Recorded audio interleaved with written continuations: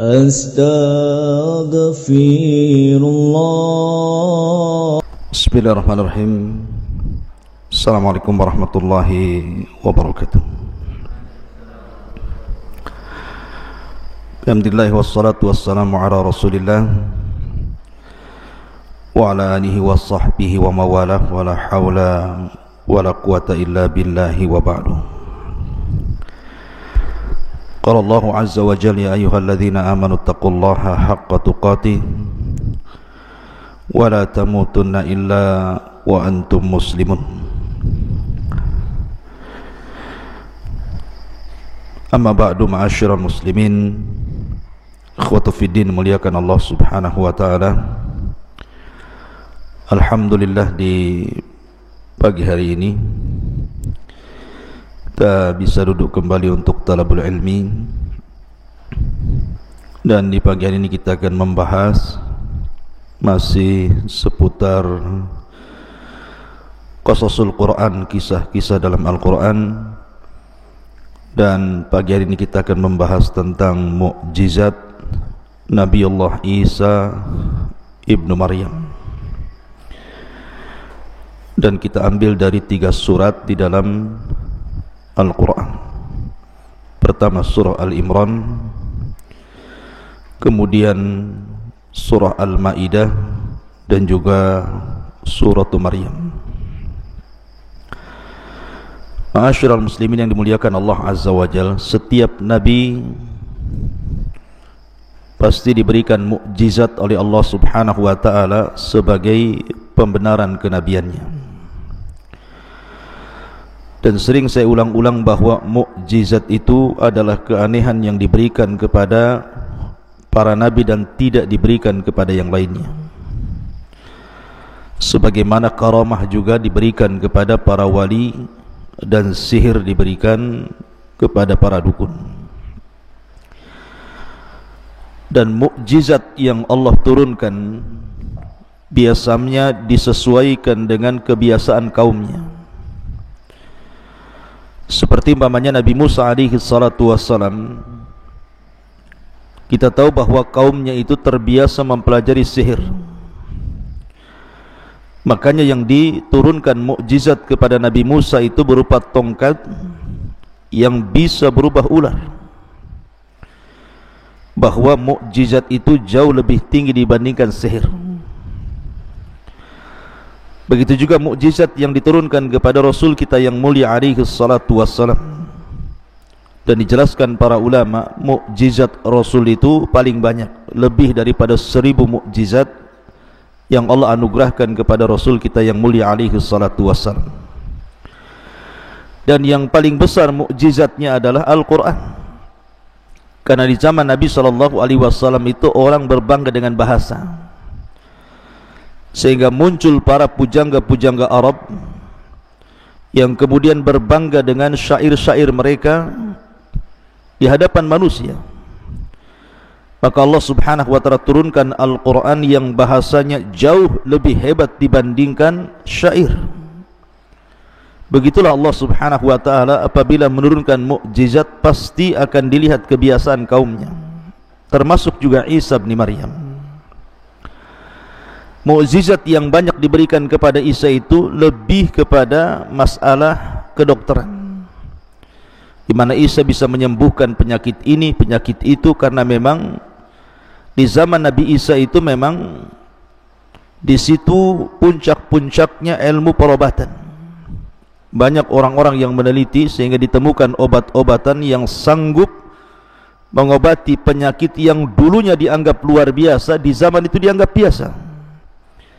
Makanya Allah Subhanahu wa ta'ala menurunkan mukjizat kepada Isa seputar ini, walaupun ada mukjizat-mukjizat yang lainnya yang tidak berkaitan dengan masalah perobatan. Baik, kita akan masuk pada surah Al-Imran dulu. Allah Subhanahu wa ta'ala berfirman, "Idz qalatil malaikatu ya Maryamu innallaha yubashshiruki bikalimatin minhu ismuhul Masih Isa ibn Maryam wajihan fid dunya wal akhirati wa minal muqarrabin.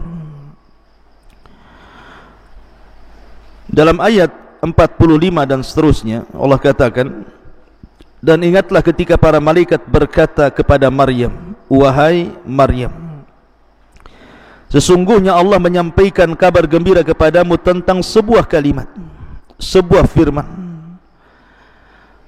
yaitu akan lahirnya seorang putra yang kami beri nama Al-Masih Isa putra Maryam, seorang terkemuka di dunia dan di akhirat, dan termasuk orang-orang yang didekatkan kepada Allah.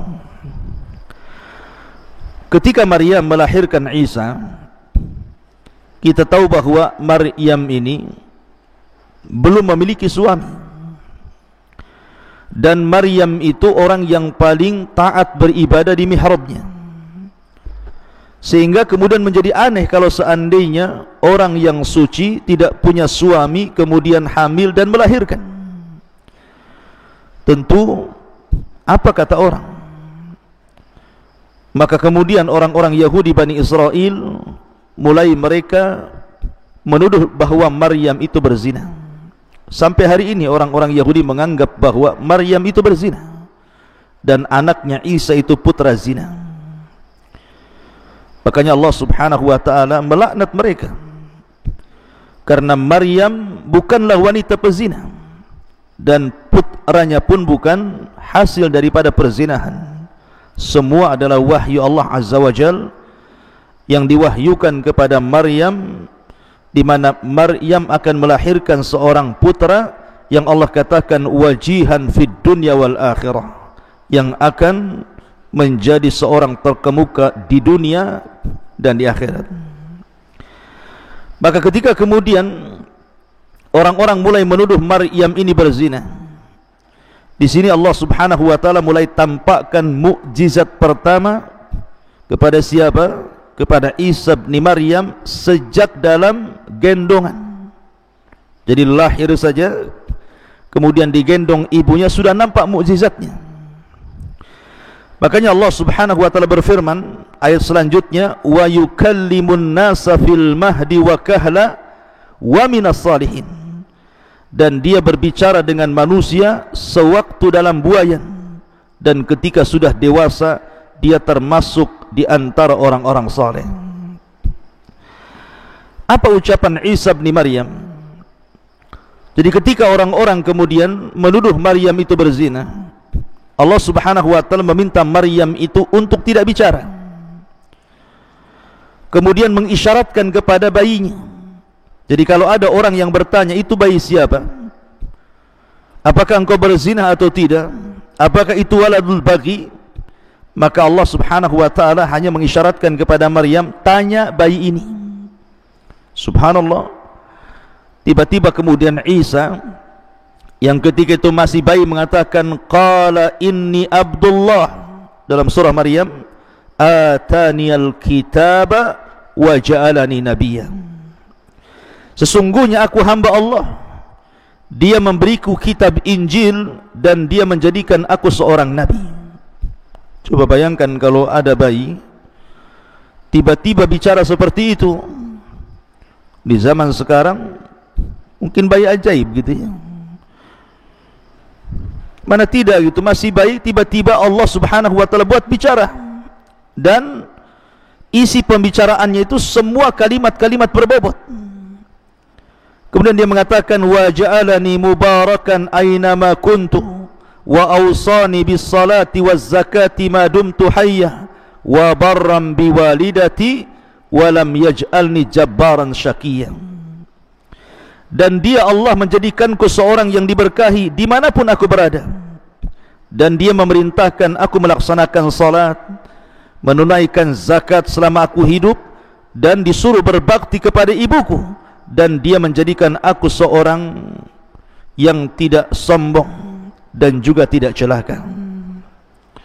Wassalamun alayya yawma wulidtu wa yawma amutu wa yawma ub'atsu hayya, dan kesejahteraan semoga dilimpahkan kepadaku pada hari kelahiranku, pada hari wafatku, pada hari aku dibangkitkan kembali, hidup kembali. Lihat bagaimana orang yang masih kecil kemudian bisa bicara, kalau ini bukan mukjizat, ikhwan. Dan bayi yang pernah bicara, yang dalam sejarah itu ada beberapa bayi yang sudah saya jelaskan kepada antum. Pertama, Isa bin Maryam ini, dan ini mukjizat pertama yang Allah anugerahkan kepada Isa. Kemudian bayinya Juraij. Antum kenal kisah Juraij? Seorang ahli ibadah Bani Israel yang dituduh berzina dengan seorang wanita pelacur yang hamil kemudian melahirkan, hanya untuk memfitnah seorang abid ahli ibadah yang namanya Juraij, abid min Bani Israel. Tiba-tiba kemudian setelah Juraij dipukuli, kemudian tempat ibadahnya dihancurkan, maka Juraij mengatakan, kemarikan bayi itu.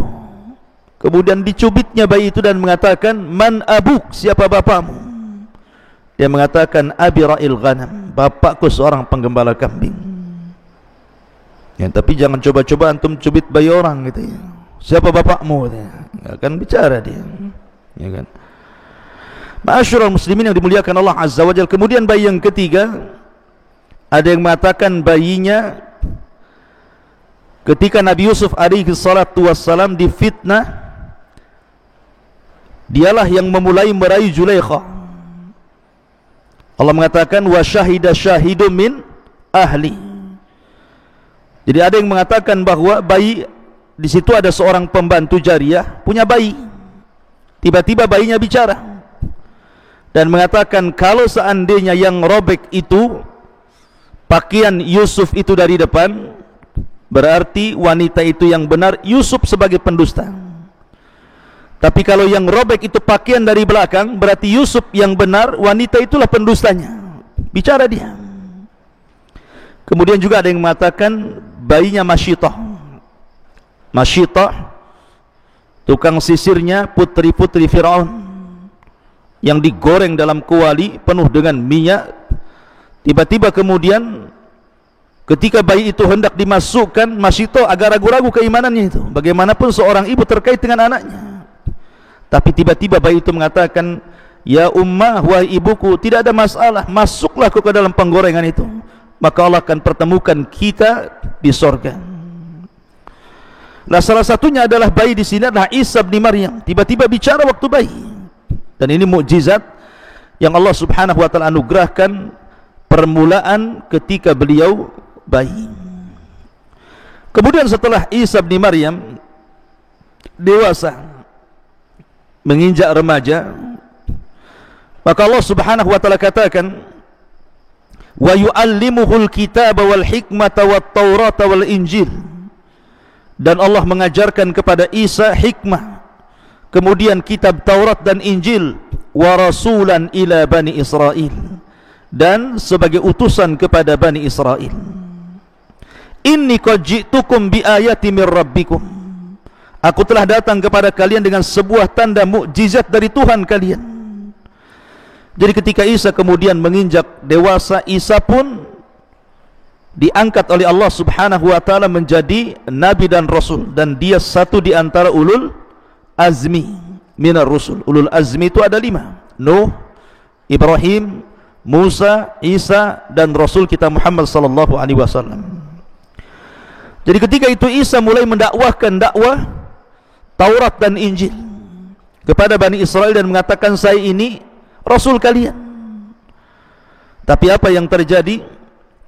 Kebanyakan orang-orang Yahudi dan Bani Israel mereka kufur, dan sedikit sekali mereka yang beriman. Yang beriman pun tidak sebagaimana sahabat-sahabat Rasul yang mengatakan sami'na wa ata'na, tapi orang-orang Isa bin Maryam yang disebut Hawariyun itu selalu membantah nabinya walaupun mereka beriman, ya. Nah, ketika suatu ketika Isa bin Maryam kemudian menampakkan mukjizatnya, karena juga di zaman Isa itu juga banyak juga tukang-tukang sihir. Jadi Isa bin Maryam tiba-tiba kemudian mengambil tanah, kemudian dibentuknya seperti burung. Kemudian setelah itu ditiupnya tanah yang sudah berbentuk burung itu tiba-tiba jadi burung kemudian terbang. Maka orang-orang menyangka bahwa Isa melakukan sihir. Itu bukan sihir, itu mukjizat dari Allah Subhanahu wa taala. Makanya Allah Subhanahu wa taala mengatakan, inni akhluqu lakum minat tini kahayati at-tayri fa anfukhu fihi fayakunu tayran biidznillah. Aku membuatkan bagi kalian dari sebuah tanah berbentuk sebuah burung, seekor burung, lalu aku meniupnya, maka menjadi seekor burung dengan izin Allah. Lihat, Isa mengatakan biidznillah, dengan izin dari Allah. Artinya ini bukan sihir, ini karena karunia dan izin dari Allah subhanahu wa ta'ala, makanya aku bisa melakukannya. Kalau Allah tidak mengizinkannya, tidak mungkin tanah itu berbentuk burung dan bisa terbang. Kemudian mukjizat yang lain, apabila ada bayi kemudian terlahir mungkin dia itu buta permanen, maksudnya dari lahir sudah buta gitu ya, maka Isa bin Maryam terkadang mendatangi anak-anak yang buta itu, kemudian mengusap wajahnya, tiba-tiba matanya bisa melihat. Atau terkadang seorang bayi yang lahir cacat kulitnya permanen gitu ya, penuh dengan borok, penuh dengan macam-macam penyakit kulit, apabila kemudian lewat Isa bin Maryam melihat anak-anak yang penuh dengan penyakit di kulitnya, maka diusaplah badannya, tiba-tiba sembuh. Dan ini luar biasa. Makanya Allah subhanahu wa ta'ala berfirman, wa ubri'ul akma'aha wal abrasa wa uhyil mauta biidznillah. Kata Allah subhanahu wa ta'ala menceritakan tentang Isa bin Maryam, dan aku mampu menyembuhkan orang-orang buta sejak lahir dan orang-orang yang berpenyakit kusta. Bahkan lebih daripada itu ikhwan, suatu ketika Isa ini lewat di kuburan, ada seorang ibu nangis di kuburan itu karena kematian anak putrinya. Maka Isa bin Maryam menasihati ibu itu dan mengatakan, ittaqillah, bertakwalah kepada Allah, bersabarlah, isbiri wahtasibi, mintalah pahala kepada Allah subhanahu wa ta'ala. Tapi wanita itu tidak mau, dia ingin anaknya dihidupkan kembali. Maka kemudian Isa bin Maryam terus menasihati, tapi ibu itu tetap malah justru bernadar, dia tidak mungkin atau tidak mau meninggalkan kuburan sampai dia pun ikut meninggal dan masuk dalam kuburan bersama putrinya. Maka Isa pun sedih melihat ibu itu. Akhirnya kemudian Isa pun berdoa dan salat, meminta kepada Allah subhanahu wa ta'ala agar putrinya itu dihidupkan kembali. Maka setelah dia berdoa kemudian salat, maka Isa mengatakan kepada kuburan itu, ukhruji. Tiba-tiba kuburan itu bergetar. Kemudian Isa mengatakan, ukhruji, keluar kamu. Tiba-tiba kuburan itu membelah.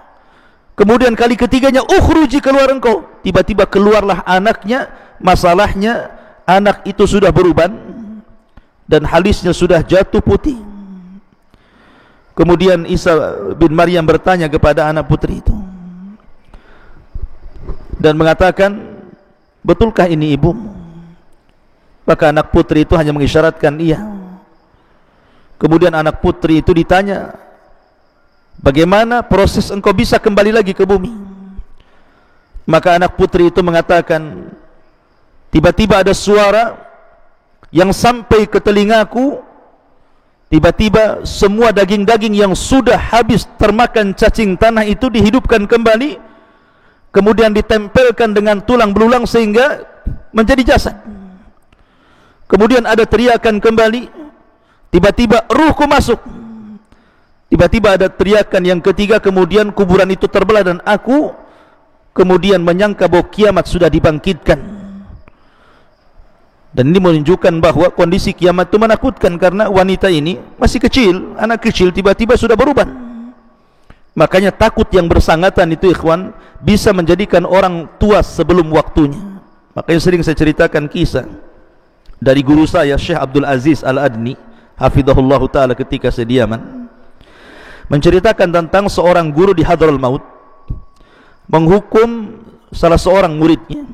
Jadi ketika sedang belajar, ini ada muridnya perempuan sekolah dasar itu nakal di kelas itu. Akhirnya kemudian dihukum dengan cara apa? Dimasukkan ke kamar mandi, dikunci dari luar. Setelah dikunci dari luar, niatnya dia akan keluarkan setelah pelajaran selesai. Rupanya Allah takdirkan lupa dia. Dia pulang. Di tengah malam dia baru ingat. Akhirnya dia minta sama suaminya untuk diantar ke sekolahan.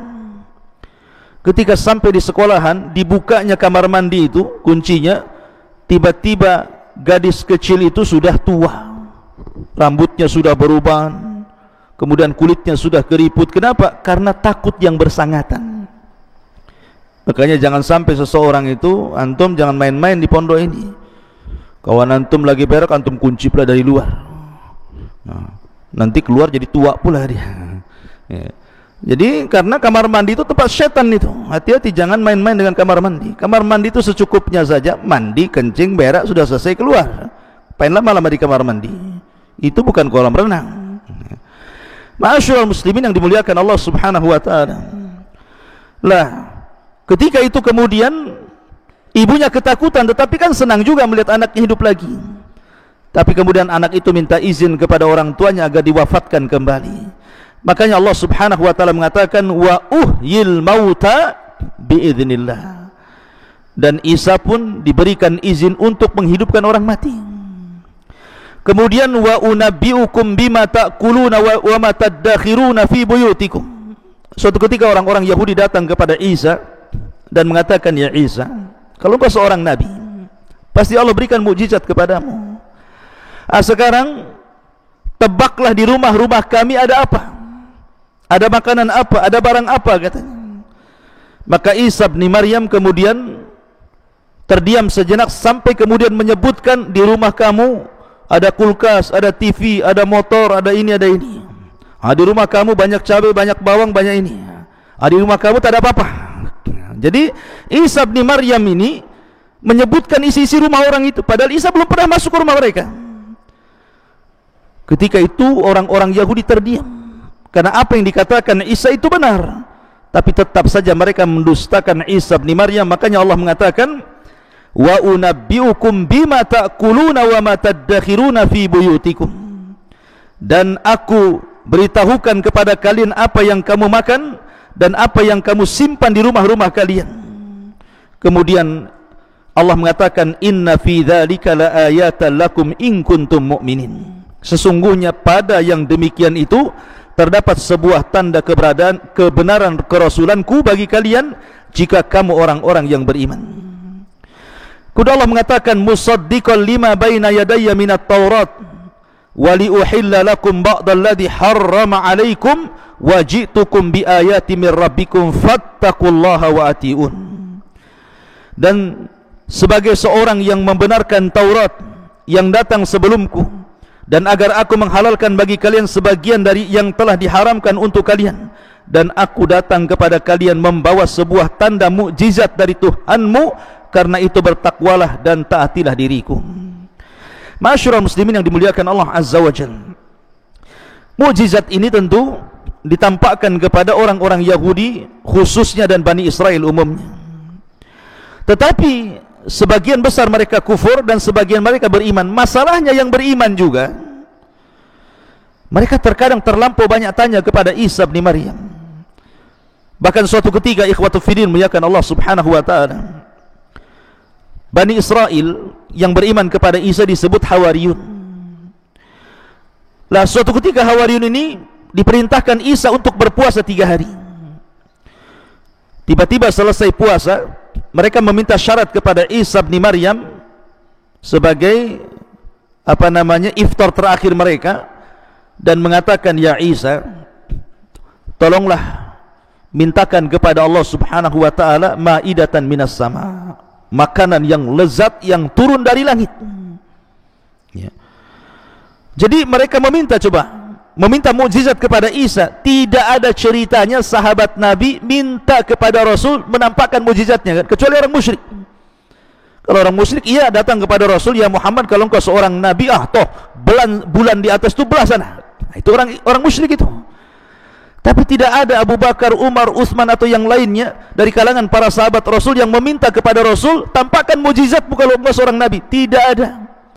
Bahkan yang ada ketika peristiwa Isra Mi'raj, dan itu mukjizat Rasul diangkat ke langit, orang-orang musyrik datang kepada Abu Bakar Siddiq dan mengatakan, lihat sahibuka ya Abu Bakar, temanmu cerita yang aneh-aneh. Mana mungkin orang berjalan dari Masjidil Haram ke Aqsa, dari Aqsa ke Sudut Mata hanya separuh malam saja. Ini gila ini.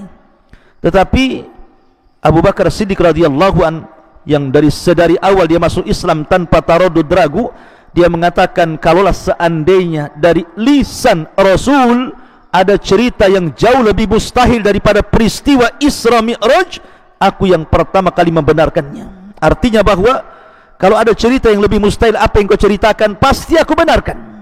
Ya. Bagaimana tasdiknya Abu Bakar Siddiq radhiyallahu an? Tidak ada meminta mukjizat, tapi Hawariyun ini meminta mukjizat kepada Isa kan? Anzil alaina ma'idatan minas sama, katanya.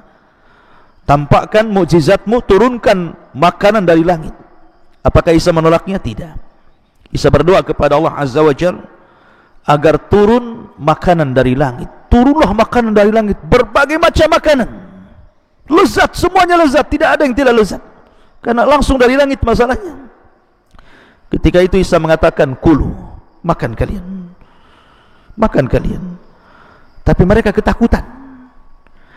Ketakutan setelah mereka meminta makanan dari langit, Allah turunkan makanan itu, suruh makan, tidak mau. Akhirnya kemudian Isa bin Maryam mengundang para fuqara wal masakin. Kemudian, ya kalau orang fuqara wal masakin suruh makan lezat, mana ada tolak kan gitu ya.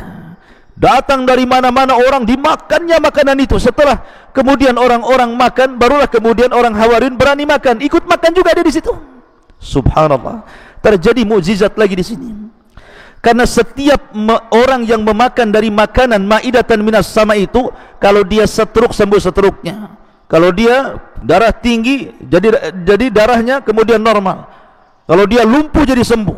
Pokoknya penyakit apa saja kalau makan dari situ sembuh. Oh, luar biasa ini mukjizatnya. Dan ini Allah Subhanahu wa taala gambarkan dalam Al-Qur'an dan mengatakan bagaimana Allah Subhanahu wa taala menjelaskan tentang mukjizat ini. Allah Subhanahu wa taala berfirman dalam surah Al-Maidah, "Wa id auhaitu ilal hawariyin an aminu bi wa bi rasuli qalu amanna washhad bi annana muslimun." Dan ingatlah ketika aku ilhamkan kepada pengikut Isa yang setia, Hawariyun, berimanlah kepadaku dan kerasulanku.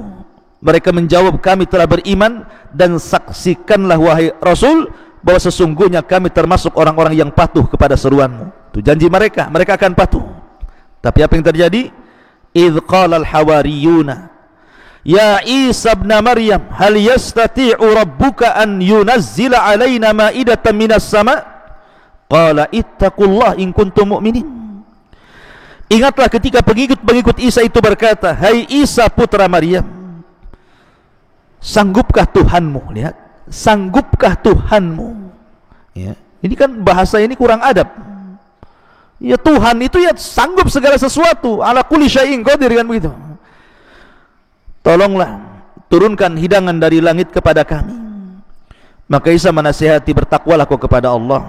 Jika kalian orang-orang yang beriman, jangan seperti itu. Ya. Kemudian mereka mengatakan, qalu nuridu an na'kula minha wa tatma'inna qulubuna wa na'lama an qad saddaqtana wa nakuna 'alaina minasyahidin. Mereka berkata, kami ingin memakan hidangan itu dan supaya tentram hati kami, dan supaya kami yakin bahwa kamu telah berkata benar kepada kami, dan kami menjadi orang-orang yang menyaksikan hidangan itu. Maka Isa bin Maryam kemudian berkata, berdoa kepada Allah Subhanahu wa taala. Qala Isa bin Maryam, Allahumma rabbana anzil alaina ma'idatan minas sama' takunu lana idan li awwalina wa akhirina wa ayatan minka warzuqna wa anta khairur razikin. Maka Isa pun berdoa kepada Allah, ya Tuhan kami, turunkanlah kiranya kepada kami sebuah hidangan dari langit yang hari turunnya akan menjadi hari raya bagi kami, yaitu orang-orang yang bersama kami dan yang datang sesudah kami, dan menjadi tanda bagi kekuasaan Engkau.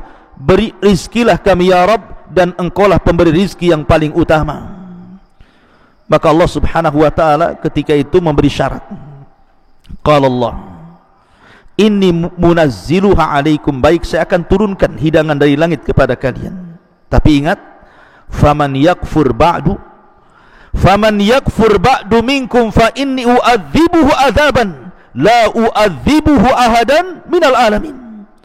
Sungguh aku akan menurunkan hidangan untuk kalian, tetapi ingat, barang siapa yang kufur di antara kalian setelah turunnya hidangan ini, maka sungguh aku akan menyiksa dia dengan azab yang belum pernah aku timpakan kepada seorang pun dari umat ini.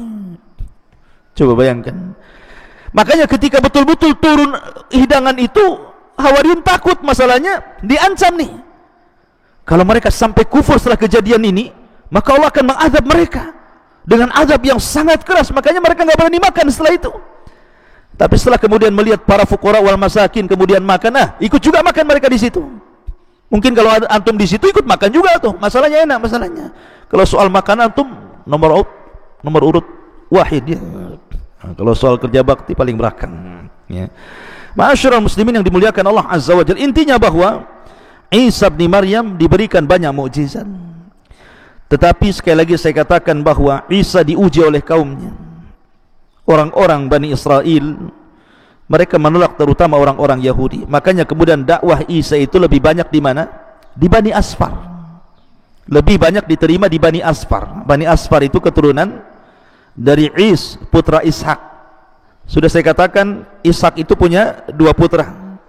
Satu Yakub yang kemudian turunannya disebut Bani Israel. Satu Is yang disebut dengan Rum, yang turunnya disebut Bani Asfar, yang cenderung kepada bangsa Eropa. Makanya Nasrani itu lebih berkembang di Eropa, lebih mudah diterima oleh mereka dibandingkan oleh Bani Israel ya. Lah Isa bin Maryam ini ketika kemudian mendapatkan penentangan dan mulai kemudian banyak orang yang mendustakan dia, bahkan cenderung kufur kepadanya, maka Allah Subhanahu wa taala katakan falamma ahassa Isa minhumul kufra, maka ketika Isa merasakan keingkaran mereka Bani Israel, maka Isa mulai menyaring sebenarnya siapa yang kemudian orang-orang yang setia kepadanya dan siapa orang-orang yang berkhianat kepadanya dan orang-orang yang mendustakan kerasulannya. Makanya Isa kemudian mengatakan di hadapan para pengikutnya, man ansari ilallah, siapa yang akan menjadi penolong diriku untuk menegakkan agama Allah ini. Qala al-hawariyuna nahnu ansarullah amanna billahi wasyhad bi anna muslimun. Maka para hawariyun, sahabat setia Isa, menjawab, kamilah penolong agama Allah, kami beriman kepada Allah dan saksikanlah bahwa kami adalah orang-orang yang beriman. Maka Allah katakan, Rabbana amanna bima anzalta wattaba'na rasul faktubna ma'asyahidin. Ya Tuhan kami telah beriman kepada apa yang kau turunkan dan kami telah mengikuti Rasul, karena itu tetapkanlah kami bersama golongan orang-orang yang memberikan kesaksian. Jadi setelah tersaring mana orang-orang Hawariyun, rupanya tidak banyak. Jadi orang-orang Hawariyun Isa itu hanya orang-orang tertentu saja, bisa dihitung dengan jari, tapi kebanyakan Bani Israel kufur, terutama orang-orang Yahudi. Ketika itu Isa tetap berdakwah kepada kaumnya, sehingga satu persatu akhirnya masuk Islam, masuk ke agama Isa bin Maryam. Lah ketika itu raja yang berkuasa, Raja Romawi yang berkuasa kala itu ya, siapa namanya yang membunuh Yahya bin Maryam? Herodia. Antum lupa lagi namanya. Jadi ketika itu melihat ada kekhawatiran bahwa berkembangnya dakwah Isa bin Maryam ini bisa mengancam kekuasaannya. Terkadang selalunya para raja bertentangan dengan para nabi kan, para penguasa dengan para ulama itu terkadang kalau tidak selaras akan terjadi seperti ini dari zaman ke zaman ya. Akhirnya kemudian mereka pun mengutus pasukan untuk membunuh Isa bin Maryam. Lah ketika itu Allah katakan wa makaru wa makarallah wallahu khairul makirin. Dan mereka orang-orang kafir membuat tipu daya untuk membunuh Isa, maka Allah pun membalas tipu daya, dan Allah adalah sebaik-baik pembalas tipu daya. Jadi ketika kemudian tempat berkumpulnya Isa, markasnya Isa itu dikepung, dan di situ banyak orang-orang Hawariyun ya. Kemudian Isa bin Maryam sudah merasakan bahwa dia tidak mungkin selamat, pasukan terlampau banyak dan mereka memang jelas-jelas diutus untuk membunuhnya. yang sebelumnya memang sudah ada kejadian peristiwa terbunuhnya Yahya ibn Zakaria, juga ayahnya Zakaria juga terbunuh, bahkan dibunuh oleh mereka. Makanya Isa kemudian mengatakan kepada Hawariyun, mengatakan, siapa di antara kalian yang ingin kuserupakan wajah kalian dengan wajah diriku, dan kelak dia akan menjadikan temanku di sorga. Maka berdirilah orang yang paling muda di antara Hawariyun mengatakan, saya wahai Nabi Allah, jadikan saya serupakan diriku dengan dirimu. Maka kemudian setelah ada yang bersedia, Isa pun berdoa kepada Allah Azza wa Jalla, kemudian mengusap wajahnya. Tiba-tiba wajahnya persis seperti wajah Isa bin Maryam. Maka Isa berwasiat kepada para Hawariyun, setelah peristiwa ini, keluarlah kalian, pergilah ke tempat-tempat, selamatkan diri-diri kalian, dan teruslah berdakwah kepada umat ini, dakwahkan Injil kepada mereka. Maka Isa pun berbaring di hadapan mereka. Tiba-tiba kemudian Allah subhanahu wa ta'ala tidurkan Isa, dan Allah angkat Isa ke langit, dan semua Hawariyun menyaksikannya. Dari sini Allah subhanahu wa ta'ala katakan, idh qala Allahu ya Isa inni mutawaffika wa rafi'uka ilai wa mutahhiruka minal ladhina kafaru wa ja'ilul ladhina taba'uka fawqal ladhina kafaru ila yaumil qiyamah thumma ilayya marji'ukum fahkum bainakum fima kuntum fihi takhtalifun. Ingatlah ketika Allah berfirman, wahai Isa, aku mengambilmu, aku mutawaffika, menidurkanmu, dan aku mengangkatmu kepadaku, serta mensucikan dari orang-orang kafir, dan menjadikan orang-orang yang mengikutimu di atas orang-orang kafir hingga hari kiamat. Kemudian kepadaku engkau akan dikembalikan, lalu aku beri keputusan tentang apa yang kamu perselisihkan. Maka ini juga salah satu mukjizat Isa, diangkatnya ke langit. Ya. Dan ingat, Isa itu tidak mati. Isa itu hanya ditidurkan kemudian diangkat Allah. Inilah akidah Al-Quran. Akidah Nabi SAW tidak sebagaimana akidah orang-orang Yahudi, yang ketika kemudian mereka mengepung rumah itu, rupanya tinggal satu orang yang diserupakan Isa, dialah yang ditangkap, kemudian disalib dan mati di tiang saliban. Kemudian orang Yahudi mengatakan, inna qatalnal masih ibn Maryam, kami sudah membunuh Isa bin Maryam.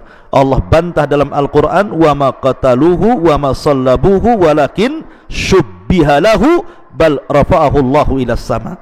Mereka tidak membunuh Isa, mereka tidak menyalib Isa, bahkan Isa diangkat ke langit. Sebagaimana di sini, inni mutawaffika wa rafi'uka ilai. Inilah akidah kita semuanya. Tapi orang-orang Yahudi sampai hari ini bangga karena membunuh nabinya, padahal yang dibunuh bukan Isa bin Maryam. Kenapa Isa tidak diwafatkan Allah subhanahu wa ta'ala? Dan ketika itu Isa usianya 33 tahun, masih muda. Ketika Isa diangkat ke langit itu usianya hanya 33 tahun, diangkat ke langit, dan dia sudah selesai menjalankan tugasnya, menyampaikan Injil kepada Hawariyun untuk disampaikan kepada umatnya. Maka hikmah dibalik itu, karena Isa di akhir zaman akan diturunkan Allah subhanahu wa ta'ala. Kapan Isa turun? Isa turun ketika Allah subhanahu wa ta'ala mengeluarkan fitnah yang paling dahsyat dari semua fitnah yang Allah turunkan di permukaan bumi ini. Apa itu? Khurujud Dajjal, ketika keluarnya Dajjal. Ketika Dajjal kemudian keluar, kemudian memimpin orang-orang Yahudi 70.000 di Asfahan, Iran, dengan memakai toyalis, artinya atribut-atribut Yahudi, betul-betul dipakainya atribut itu. Dan ini tentara pertama Dajjal. Kemudian setelah itu Dajjal berkeliling selama 40 hari, yang satu harinya sama dengan setahun, satu harinya sama dengan sebulan, satu harinya sama dengan sepekan, kemudian hari keempatnya sama dengan hari-hari yang lainnya. Maknanya Dajjal itu akan sampai ke kutub dan ke hari-hari yang normal seperti kita. Ketika Rasul mengatakan satu harinya sama satu tahun, satu bulan, satu pekan, itu maksudnya daerah kutub. Ya, daerah kutub yang begitu. Artinya Dajjal pun akan sampai di kutub-kutub itu. Ya. Adapun 4 harinya, hari-hari biasa, maksudnya akan berkeliling seperti ke tempat-tempat kita ini. Apakah dia akan sampai ke tiban kampung? Ya, akan sampai ke tiban kampung. Ya, jangan salah, Dajjal akan sampai ke hutan Jabal Uhud ini. Karena tidak ada satupun jengkal bumi kecuali diinjak Dajjal, illa sayata'uhu Dajjal, kecuali Dajjal akan menginjaknya. Sehingga Dajjal akan bawa fitnah kemana-mana. Siapa yang mentaati Dajjal akan diberikan kenikmatan yang melimpah, dan siapa yang kufur maka akan dibunuhnya. Jadi fitnahnya fitnah luar biasa, karena orang dibuat kufur, disuruh menuhankan. Awalnya Dajjal mengaku Nabi, berakhir mengaku Tuhan, dan banyak orang terpengaruh dengan Dajjal. Dari sini Isa disuruh untuk membunuh Dajjal. Turunlah Isa di mana? Di Menara Putih sebelah timur Damaskus, dan menara itu sudah ada hari ini. Ya. Isa akan turun di situ. Kemudian setelah turun di situ, maka Isa akan bergabung dengan pasukan Imam Mahdi di Bukit Tur. Yang ketika itu Imam Mahdi sudah merasa tidak bisa apapun untuk memerangi Dajjal yang sangat kuat, karena mereka dikepung. Sampai-sampai mereka kelaparan di bukit itu, sampai dikisahkan satu kepala kerbau jauh lebih berharga dibandingkan berkilo-kilo emas, karena mereka hanya dibutuhkan makan, bukan harta rampasan perang. Sehingga pada waktunya, akhirnya ketika mereka sudah tidak ada lagi yang mereka makan, tidak mungkin mereka mati kelaparan. Makanya Imam Mahdi mengatakan, bagaimana kalau kita besok turun? Apapun yang terjadi kita serahkan kepada Allah. Lebih baik kita mati perang dibandingkan mati kelaparan. Maka ketika waktu salat subuh, maka Imam Mahdi pun menyuruh seseorang azan. Sebelum qomat, tiba-tiba langit gelap gulita. Setelah sejenak tiba-tiba langit terang benderang. Rupanya Isa diapit dua malaikat. Rambutnya seperti orang yang baru mandi, ya, tetes. Kemudian hawa yang keluar dari mulutnya akan membunuh orang kafir sejauh dan sekian-sekian. Baru itu udah mati orang-orang kafir itu. Antum juga mati karena bau antum mulutnya. Ya. Jadi dia bisa, nafasnya Isa itu bisa membunuh orang kafir. Dan ini mukjizat Nabi Isa bin Maryam. Nafasnya bisa membunuh orang kafir. Ya. Nah, ketika kemudian Isa pun betul-betul turun, kemudian datang ke pasukan Imam Mahdi. Imam Mahdi tahu Isa bin Maryam. Kenapa? Dari ciri-ciri yang disabdakan Nabi SAW dan dari janji Rasulullah SAW bahwa dia akan bergabung. Maka Imam Mahdi pun mengatakan, taqaddam ya ruh Allah, silahkan wahai ruh Allah, jadi imamlah kau untuk kami. Tetapi bagaimanapun Isa turun bukan dalam rangka apa? Menyebarkan syariatnya, tidak. Dia tugas lain dari Allah Subhanahu wa ta'ala. Makanya dia mengatakan setiap kelompok ada amirnya, kau saja yang maju. Maka Imam Mahdi menjadi imam salat subuh, Isa pun menjadi makmum di belakangnya. Setelah salat subuh, maka Isa mengumpulkan semua orang, kemudian mengusap wajah-wajah mereka. Demi Allah, tidak ada orang yang paling bahagia kala itu kecuali orang yang diusap wajahnya Isa bin Maryam. Kenapa? Karena setiap Isa mengusap wajah pasukan Mahdi itu menyebutkan tingkatan-tingkatan mereka di sorga. Bukan kau akan masuk sorga, tapi menyebutkan tingkatan-tingkatan di sorga. Selepas itu Isa memberikan 3 pilihan. Sebenarnya kalian tidak usah perang, tidak perlu kalian lawan Dajjal. Aku akan berdoa kepada Allah, nanti akan datang pasukan lain, bukan pasukan kalian, mereka lah yang menghancurkannya. Yang kedua, kalian tidak usah perang, duduk saja di sini berdoa kepada Allah. Aku akan berdoa kepada Allah, Allah kirimkan azab untuk Dajjal dan pasukannya. Atau yang ketiga, kita perang. Saya dan Imam Mahdi yang akan memimpinnya. Tapi saya akan berdoa kepada Allah Azza wa Jalla, tidak ada satupun orang-orang yang mengikuti Dajjal mampu mengangkat pedangnya sehingga tidak akan melukai kalian. Akhirnya mereka pun memilih yang ketiga, perang. Karena Isa mengatakan tidak ada satupun tentara Yahudi yang bisa mengangkat pedang mereka. Akhirnya turun dari gunung, walaupun jumlah pasukan Dajjal itu begitu banyak, tetapi mereka tidak bisa mengangkat pedang mereka. Tinggal tebas-tebas saja lah kan begitu ya. Akhirnya kemudian pasukan Dajjal pun lari tunggang langgang. Ada yang sembunyi di pohon-pohon pula bicara, hei mukmin kafir di sini, bantai dia. Sembunyi di batu, batu pula bicara, hei mukmin ada orang Yahudi di sini, bantai dia. Semua makhluk Allah bisa bicara kecuali pohon gorkot. Adapun Isa bin Maryam mengejar Dajjal. Dajjal tahu itu Isa bin Maryam. Ketakutan dia, lari ke arah timur, dikejar ke timur, lari ke arah barat, dikejar ke barat, lari ke arah selatan, utara, dikejar, sampai akhirnya Dajjal tidak bisa lari, sampailah di Babil Lud, sebuah kota yang sekarang ada di Israel, itu Babil Lud namanya. Lihat bagaimana Dajjal itu muncul di negeri yang mayoritas Syiah dan mati di negeri yang mayoritas Yahudi. Ya, karena Syiah dengan Yahudi itu ada kaitan. muncul di negeri yang mayoritas Syiah, di mana? Iran. Asfahan itu Iran. Dan mati di Babil Lud. Di mana Babil Lud? Israel. Jadi kemunculannya di tempat Syiah, meninggalnya di tempat Yahudi. Ya. Maka kemudian Isa bin Maryam pun membunuh Dajjal. Dikisahkan bahwa Dajjal ketakutan seperti kemudian garam yang disiram air langsung meleleh. Maka Isa menebas kemudian leher Dajjal, kemudian memberitahu kepalanya. Dari situlah pasukan Dajjal tunggang langgang karena pimpinan mereka yang dianggap Tuhan sudah mati. Tuhan kok mati, ini gimana ceritanya? Ya. Maka Dajjal kemudian mati di tangan Isa, orang yang ngaku Tuhan. Nah, setelah itu kemudian Isa hidup, ada yang mengatakan 7 tahun, ada yang mengatakan 40 tahun. Maka Isa pun kemudian hidup bersama kaum muslimin, dan setelah itu Allah wafatkan setelah melalui banyak fitnah, di antaranya fitnah Ya'juj dan Ma'juj. Wallahu a'lam bishawab. Ini di antara kisah tentang mukjizat Nabi Allah Isa bin Maryam, dan banyak kisah-kisah mukjizat nabi-nabi yang lainnya, dan kita bisa kaji di lain kesempatan. Subhanakallahumma bihamdika asyhadu an la ilaha illa anta astaghfiruka wa atubu ilaik. Allah ta'ala alam. Assalamualaikum warahmatullahi wabarakatuh.